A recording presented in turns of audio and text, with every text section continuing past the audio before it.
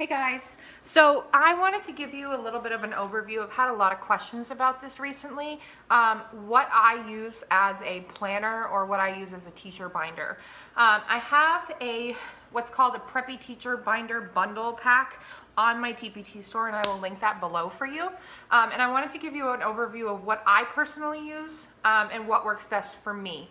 Again, it's something that you need to figure out on your own and what works best for you in your classroom, but this is ultimately what works best for me. So this year, this is the first time I actually got it professionally bound. I went to Staples, printed everything off myself, and then I professionally bound it, and I think it cost me like $4.50.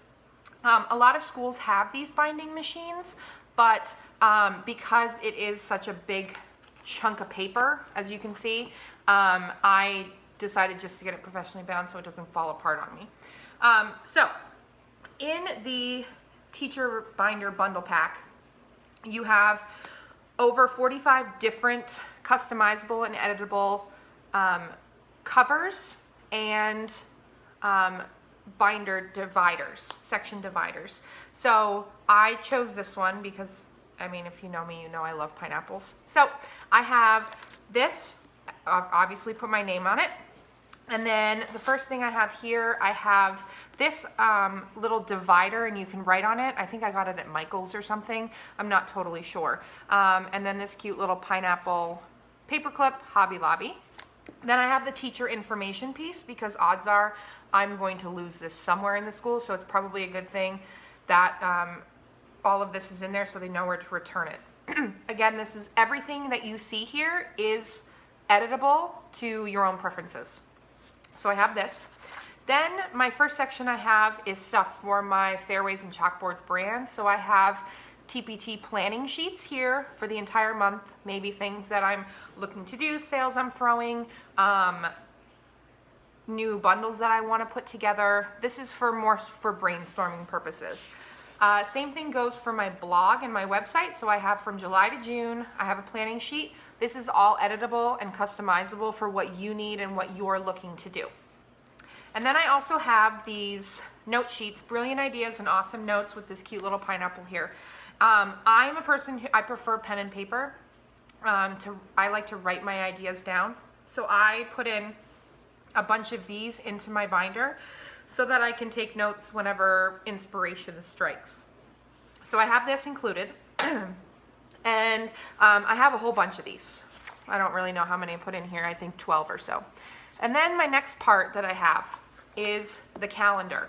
So I like to see my year as a whole. I'm a big planner that way. So I like to have months laid out like this. So it's nice and big, so there's plenty of room to write, and then there's a section for notes.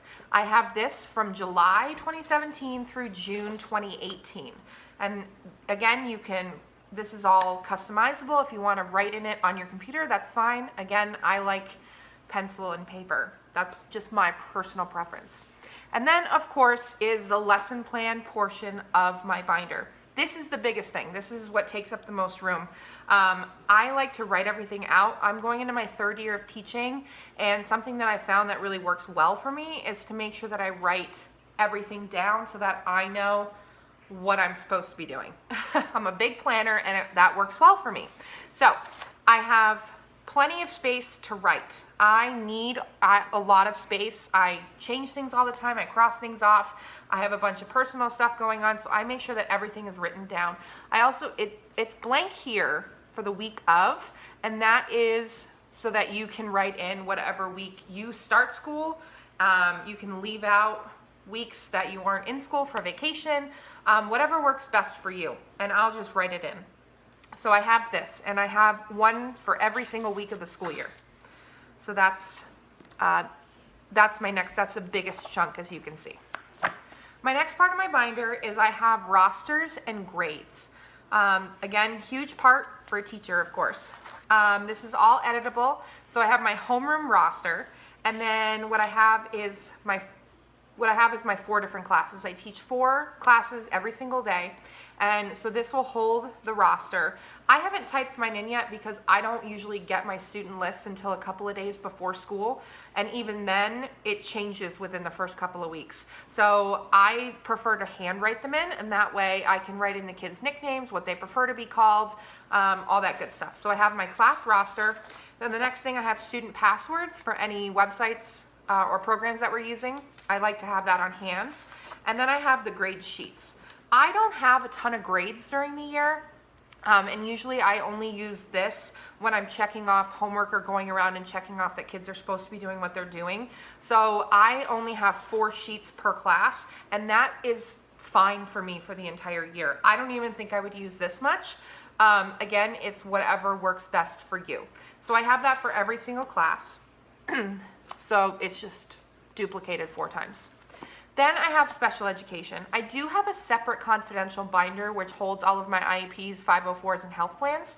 But when I'm at home or, moving around the building and I need to know something specific, it's good to have a little cheat sheet on hand. So I do an accommodations cheat sheet. This is really helpful when I'm at home and planning a lesson or a summative assessment or a performance task or something, and I need to remember which kids need what.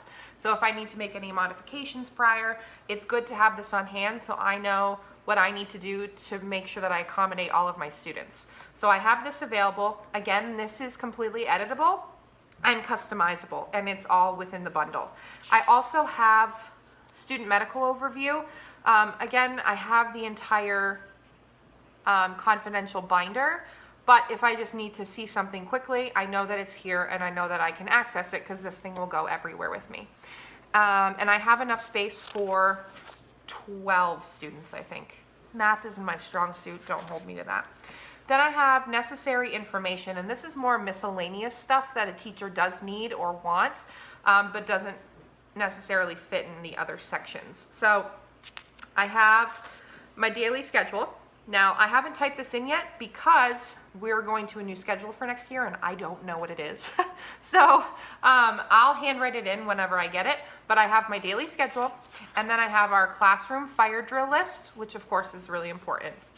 And then I have student birthdays, which I can just, again, you can type them in yourself or you can just print them off and handwrite it, like that's what I do. And then locker assignments. This is really important because kids forget their combinations all the time. And then I have my login information. Now, we all know that teachers have access to about 1 million different websites, and it's really great to know their username and password for everything because I forget. So I write everything down here, and that way I have it, I know where it is, and I hopefully won't lose it. And then that's my final page. So that's pretty much it. I love it. I think it's really handy to have. I like to have it bound like this. A lot of teachers put it in a separate binder. That way they can take pages out and insert pages as they please. And that's another great method to do it. I personally like this. It works for me. But again, you need to find out what works for you. Again, I've linked this down below for you. And if there's anything else that you're looking for or that you would like that isn't in the bundle, go ahead and shoot me an email. My email is down below, and I would love to see what you're doing with your teacher binders. All right, thanks so much, guys, and happy planning.